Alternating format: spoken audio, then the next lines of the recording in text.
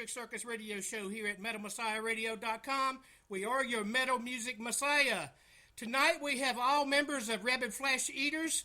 They have a new album out called RFE. It was released April the 11th, 2020. Rabid Flesh Eaters are a high-octane thrash speed metal band from Arlington, Texas, USA. Welcome to the Electric Circus radio show here with us at Metal Messiah Radio. Guys, how are you doing? Doing all right, brother. Doing all right. Be better if we could play some shows for the fans. Right, very understandable. There's a lot of bands that's out now that's not being able to do gigs, and they're doing a lot of stuff in Facebook Live and doing little concerts and everything. Yeah, that's an option, isn't it? I like that. So let's start from the beginning. Please tell us how Rabid Flesh Eaters started as a band, and what is the origin of that name, Rabid Flesh Eaters? You started in hell.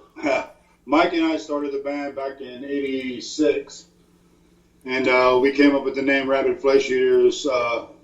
It's a line in the movie Rabid with Marilyn Chambers, and it's one of the lines is the Rabid Flesh Eaters are taking the streets. And we thought that'd be a cool name. There was already a punk band called the Flesh Eaters, so we had to add Rabid to it. And it turned out pretty good. Nice and a very catchy name. You just recently added Kobe Rogers as your new drummer. What bands was Kobe in the beginning before he joined the band? And what was it about Kobe that y'all said, hell yeah, we want Kobe as our drummer, our new drummer in our band? What does he bring to the band that the previous drummer did not bring to the band? Well, AJ was an amazing drummer. He just had other commitments, family-wise, and he just recently got married, and he's got a house full of dogs he's got to take care of. He couldn't meet his commitment to the band, so we parted ways. No burned bridges there. But Kobe's his main bands that he's associated with are Astyanax and Blasphemous Goat Vomit, and they're Texas death metal and black metal bands, and he's also in like 5 other bands as well. Corporeal Pellia, I think, is one of them. But the main difference is AJ brought that New York groove, and Colby's bringing the Texas roots. I actually watched a video of Colby playing with Blasphemous Goat Vomit, and I was like, I'm going to reach out to this guy on Instagram, and he responded, and we just been hanging out ever since. Very nice. Cool. What was the process like on this album and developing the songs for the album? Mike? Well, it evolved pretty quick as soon as we started working with AJ, but through the course of writing and recording, one of our dear friends and brothers, Bruce Corbitt, passed away. And luckily, before he did, he came in and sang on the title track on the album. Bruce was in Rigor Mortis and Warbeast, and definitely it was our way of remembering him, one of them. Yeah, I read that you dedicated RFE to Bruce Corbitt, who has passed away. How did you get him involved? How did he get to be a guest vocalist on the album? And what happened to him?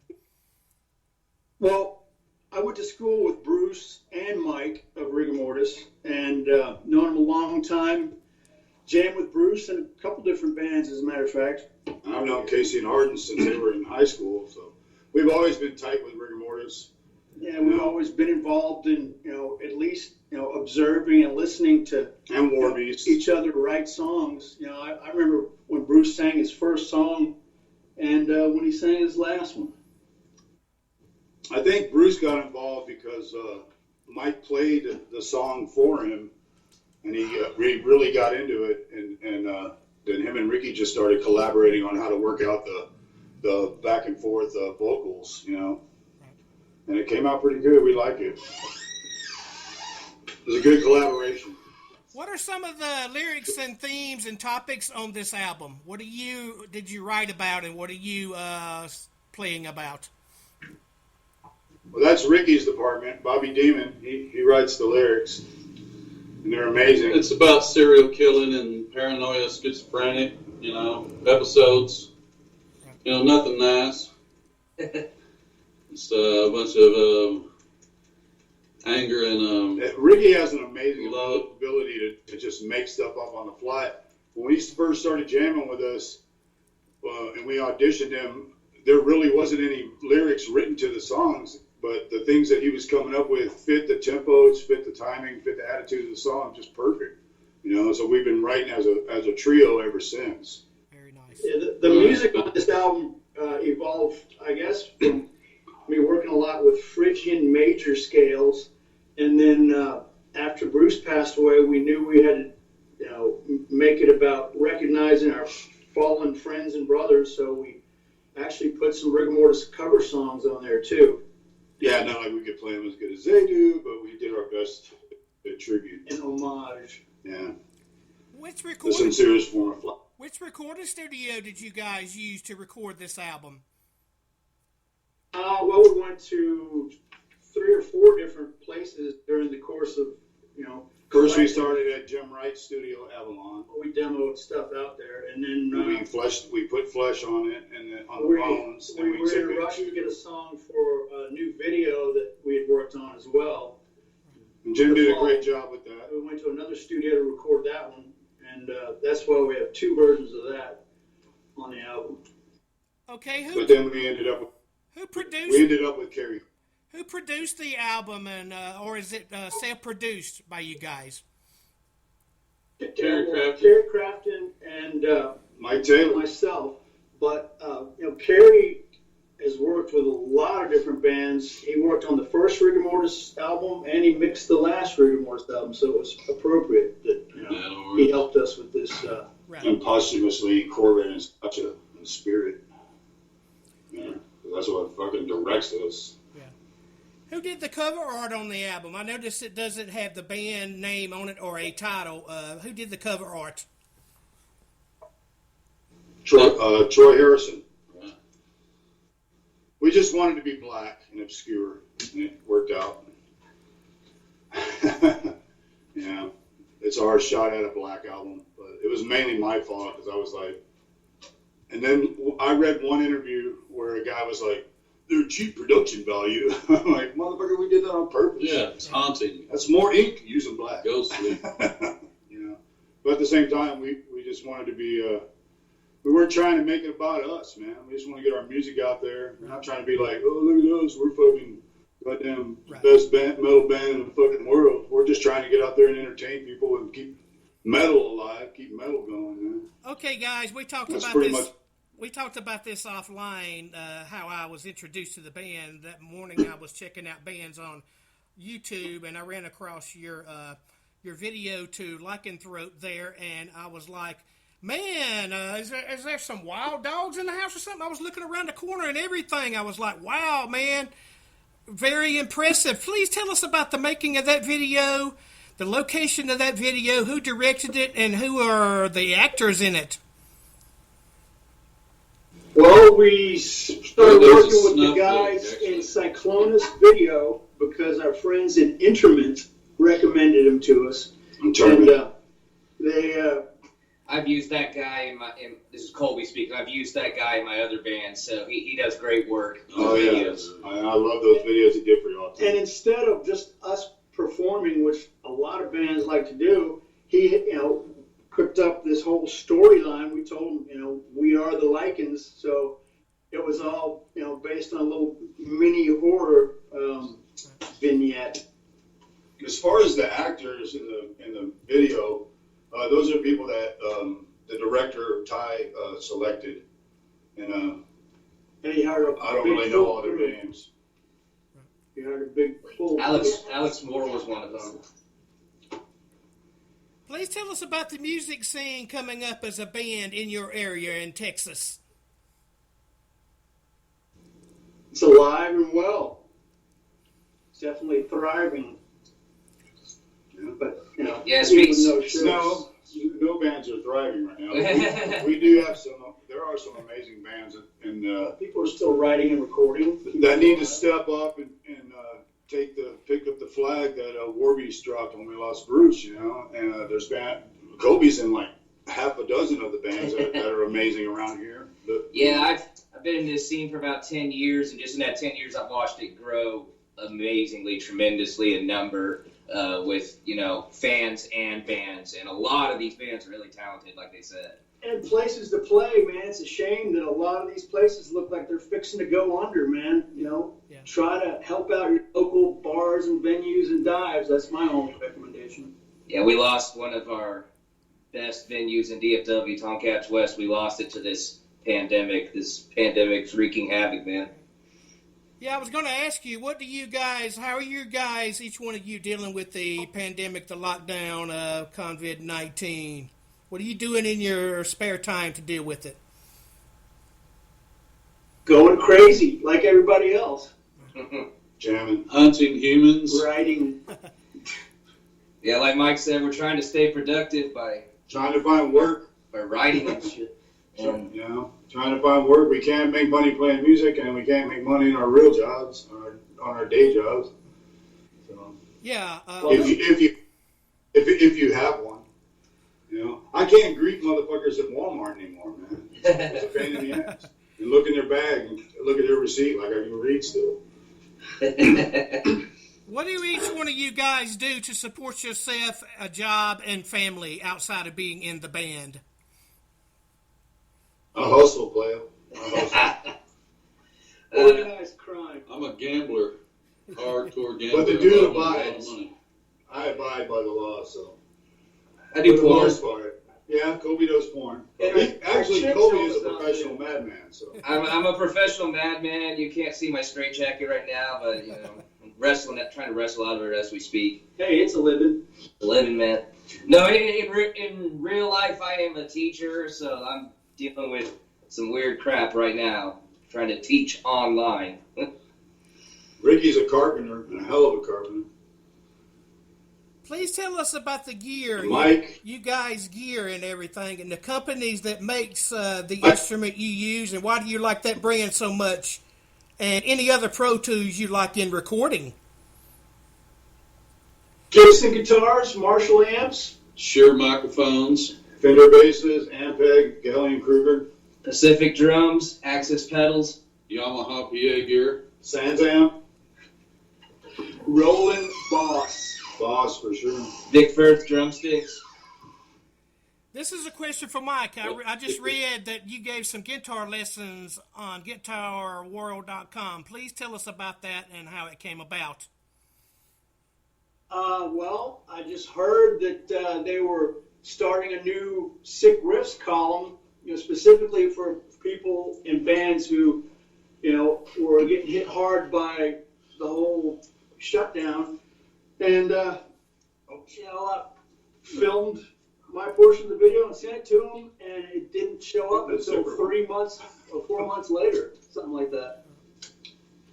So, just lucked out. Please discuss how you interact and respond to the fans in social media and when you're doing live shows. I want to get us all more. What do you say? I think you broke up on the question there, bro. It wasn't you, it was the technology. All right, what was the question again? The question was, how do you interact and respond to the fans in social media and when you're doing live shows? Well, A lot of them are our friends. one of the awesome things about Kobe is he instantly, because of, I guess, Yeah, I have a lot of experience with social media. he just jumped right on there. Mainly Facebook and Instagram.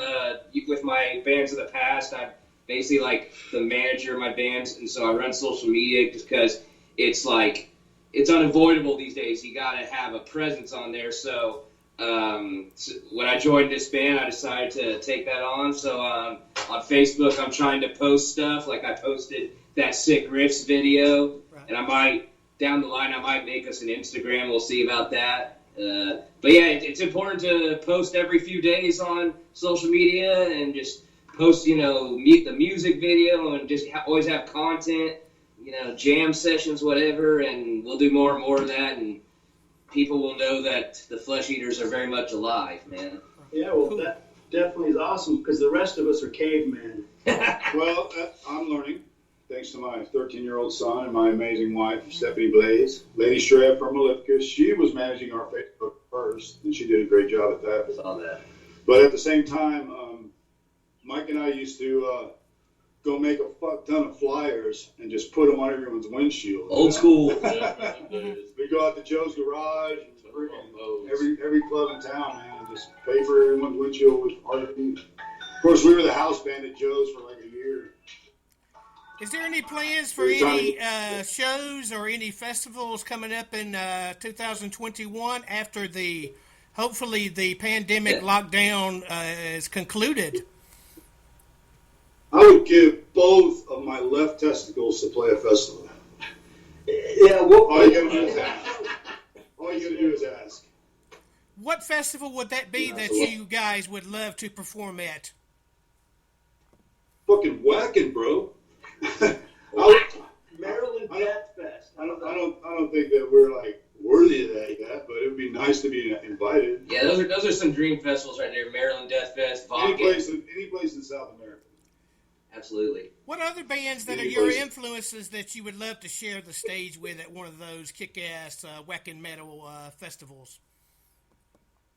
Fucking Iron Jaw, fucking Styanax, Blasphemous Goat Vomit. Those are some great local bands. If you were Chemicost. Chemicost is fucking War Ensemble. How about Phil Samo and the Illegals? Right. I'm begging for that. Oh yeah, man. Maybe Guar. Guar would be great. Anybody. Fucking Slayer, man. Man, we're all about jamming with people and making a good experience for everyone, man.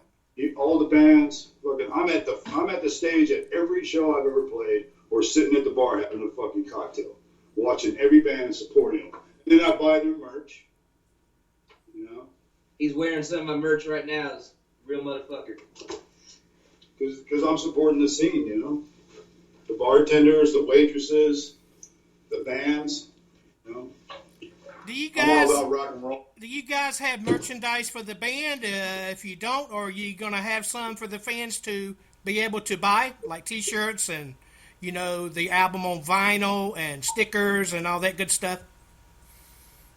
Every Mike is working his ass off shipping things out to people overseas. We got CDs, Bandcamp it, dude. Bandcamp, CD Bandcamp. Bandcamp. You get to Everything on keep there. more of the money, but you actually have to ship it out yourself. Yeah. We got our posters, stickers, CDs. We're working on getting vinyl, but nobody can Patches. get vinyl because of the shortage. I got one of the patches on my own vest. Those things glow in the dark really good. Yeah. Thank you. What does the music mean to you guys personally? Rock. If I do it, I'd probably be a worthless shell of a human Or be in jail, or on a couch strung out on drugs somewhere. But it's pretty much my life. Yeah, man. Absolutely. it keeps us. Something we have to do. I'm lucky enough that my family, my wife and my kids are all into jamming. My Yeah. son plays drums. My wife's in 2 bands, Midnight Murder Show and Maleficus. So we have a jam room at our house, and Yeah, I early on in this pandemic, when my bands weren't practicing or anything, I was the most depressed I've ever been. This music's life, dude. This is, it's my life's blood, man. right. What are some of your favorite things about being a musician and being in a band, and some of the things you don't like about being a musician and being in a band? Nothing. The singer's smelly socks on the tour bus. The gear is fucking expensive, man. There's nothing I don't like about being a musician. Yeah. Not only that, a fucking heavy metal bass player, rock and roller, fucking. My father's Odin, but Lemmy raised me, So everything he was about, I'm about. If you want to know who wrote my Constitution or my Bible, it's Lemmy Kilmister. Yeah. And here's. Yes, that's a great influence. Rest in peace, Lemmy Kilmister of Motorhead. Great influence. The Godfather. And some other bands. Are there any plans of a next album in the works in the soon future? Yes, we got high hopes to continue writing awesome. Yeah, we have several songs that we want to record that we have down for years. I'm working on a new song. I'm about to call it Thumb Punching Grandma's Taint. But I don't know if that's going to work. It might just be pretty punk rock, bro. It's like, I was going to say Balloon Knot, but that's getting a little too close to Grandma. Please tell us where we can purchase and buy your music. Give plugs on your websites where we can reach you.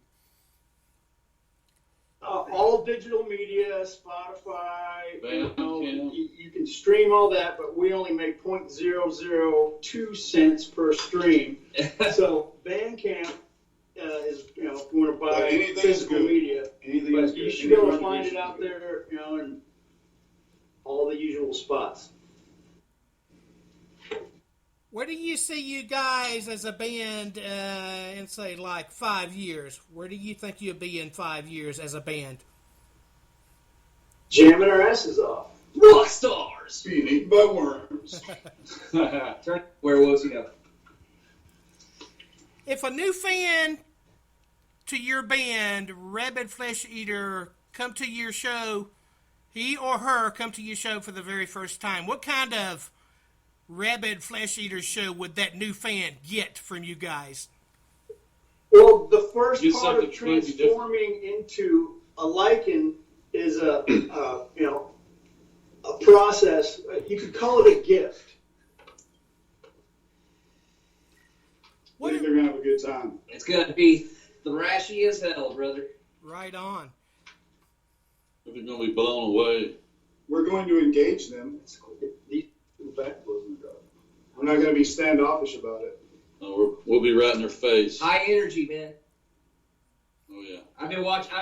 Before I joined, I've been watching this band for years. Seen them play many times, and always. It doesn't matter what time of the show they were playing. Always high energy. Always gets the crowd going.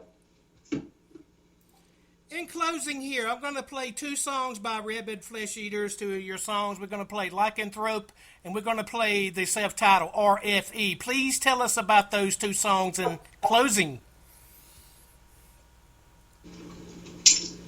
On Lycanthrope, you get to listen to the late great Mike Scotcha play lead guitar along with our awesome lead guitar player Mike Taylor. Yeah, Scotcha. He produced. And RFE, you'll get to hear Bruce Corbitt sing his last performance, Not as long as we keep playing that song. We'll keep his ass alive. Recording his last. That's how you keep people alive in the spirit, man, is you fucking remember them and keep doing their shit. Oh, yeah. It's one way to remember them. And they never die. They're fucking immortal. RFE's for Bruce, man. Right on. Guys, it's been an honor and a pleasure having you on the show with us here tonight. Thank you for taking time out of your schedule for doing this interview with us here at Metal Messiah Radio on the Electric Circus Radio Show with me, Joker. You're more than welcome to come back on the show when a new offering comes out also to promote. Anytime, bro. Awesome. Hell yeah. Thanks a lot. It's an honor.